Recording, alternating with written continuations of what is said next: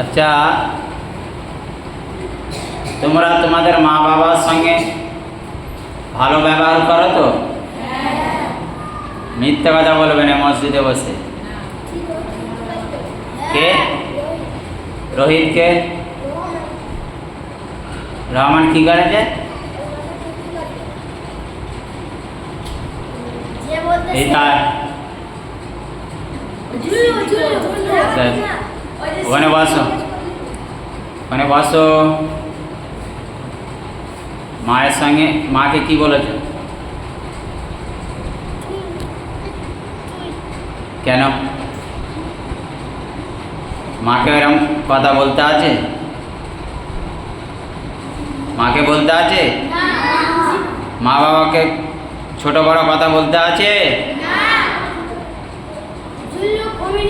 কি হবে? গুনাহ হবে না নেকি হবে? কত বড় গুনাহ? ছোট গুনাহ না বড় গুনাহ? আল্লাহ পাক রব্বুল আলামিন বলেছেন, ওয়াকাযা রাব্বুকা আল্লা তা'বুদু ইল্লা ইয়্যা ওয়া বিল ওয়ালিদাইনি ইহসানা। শুধুমাত্র কেবলমাত্র ইবাদত করতে হবে আল্লাহ পাক রব্বুল আলামিনের জন্য। ইবাদত হবে কার জন্য? কার জন্য? আল্লাহর জন্য ইবাদত হবে। আর আনুগত্য করতে হবে, সেই আল্লাহ বলছে তোমাদের মা এবং বাবার। কার? মা বাবার আনুগত্য করতে হবে, মানে অনুসরণ করতে হবে, কথা মতন চলতে হবে। না চললে কি হবে? গুনাহ হবে। আমাদের নবীজি বলেছে, যতই বড় নামাজি হও, হাজি সাহেব হও, হাফেজ সাহেব হও, পীর সাহেব হও, তুমি যদি মা বাবাকে কষ্ট দাও তাহলে তুমি জাহান্নামায় যাবে। কোথায় যাবে? তাহলে মা বাবার সঙ্গে ভালো ব্যবহার করবো তো ইনশাল্লাহ?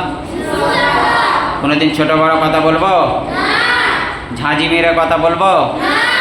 যখনই ফরমাস করবে, কোথায় যেতে বলবে, কাজের কথা কিছু বলবে, সঙ্গে সঙ্গে মেনে নেবো তো? সঙ্গে সঙ্গে শুনবো? ঠিক আছে।